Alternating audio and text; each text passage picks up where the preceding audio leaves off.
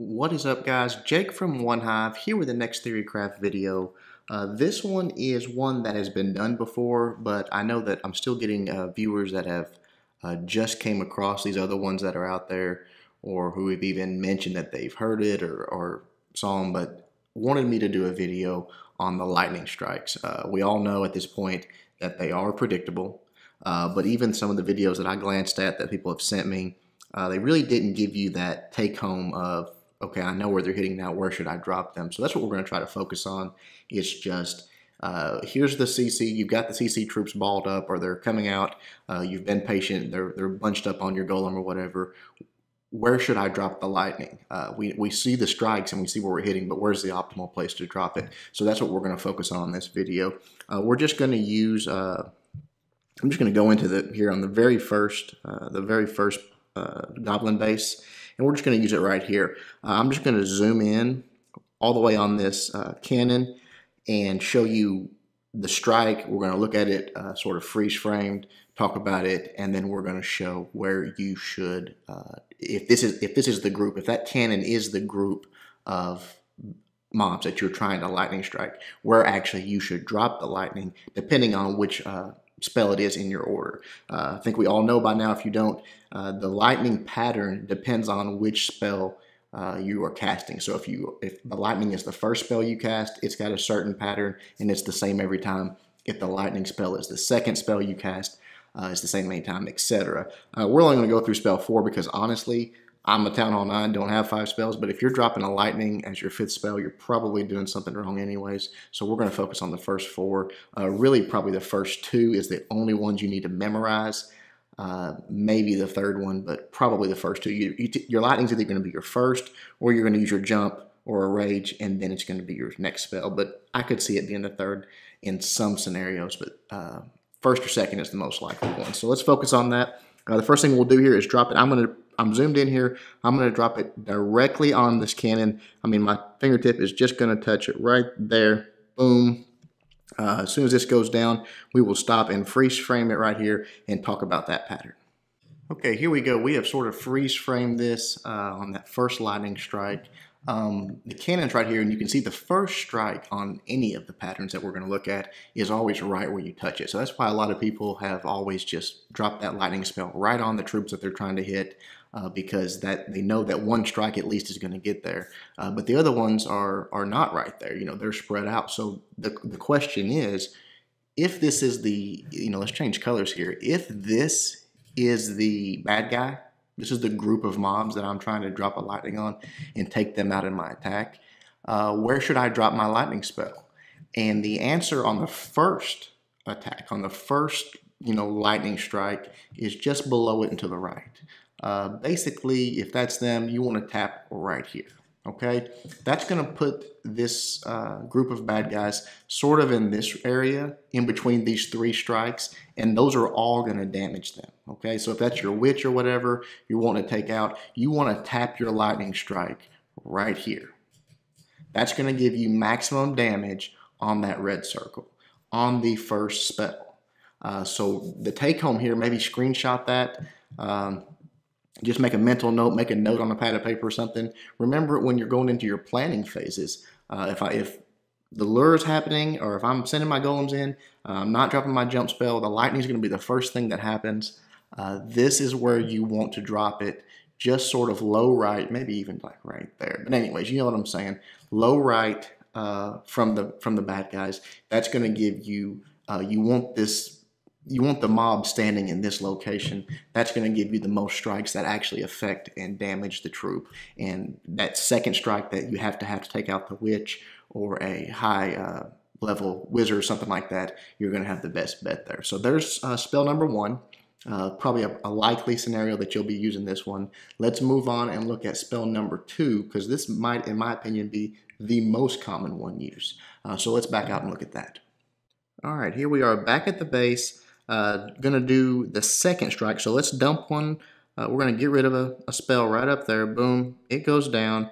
Now we know we're on the second spell. We're gonna zoom in and really tap right on that cannon there, right on it. Boom, you see the first strike's gonna hit it, and there's your pattern for the second spell. Let's freeze frame this and talk about it.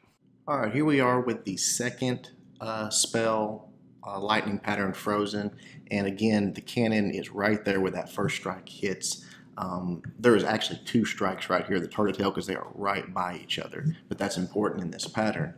And again, same scenario, same question. If this is the bad guy, if this is the group of troops that I want to take out on this, and I'm casting my second lightning, or second spell is my lightning spell to take them out, where do I want to drop it at? And the answer on this particular one is, let's change colors here, is basically just up from it. You know, right here. I'd want to tap in this area. What that's going to do is put this this lightning spell, excuse me, this strike is going to be, the first one's going to be right there, but these two, it's going to put the bad guys basically in between these three. That's the thing, you want to get that overlap.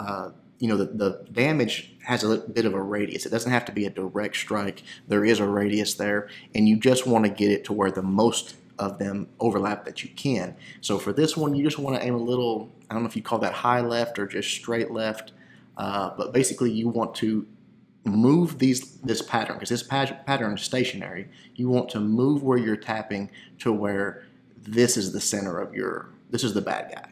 This is the witches, this is the wizards right here. So I hope that makes sense. This is where you would tap your finger to take out the witches, whatnot, if they were standing on the red circle. If it is your second spell that you are casting, this is the pattern you're going to get. So that's that one. Let's move on. Let's look at the third spell cast order and look at that pattern. All right, guys, here we are back. We're going to look at the third spell used lightning strike. So 1, 2 in the dirt. The third one's going to be the one we're focused on. We are going to zoom in, really place it right on that cannon. Boom, right there. And there is your third spell pattern. Let's freeze that and talk about it. All right, guys, here we are with the third spell pattern, and this is probably the last one that you need to worry about and remember. Again, the chances of you using a fourth or fifth spell for a lightning just isn't good in your attack strategies, but it could happen. Right there, obviously, is the first strike, and there's another strike that is, I mean, basically right on top of it. It's about right there.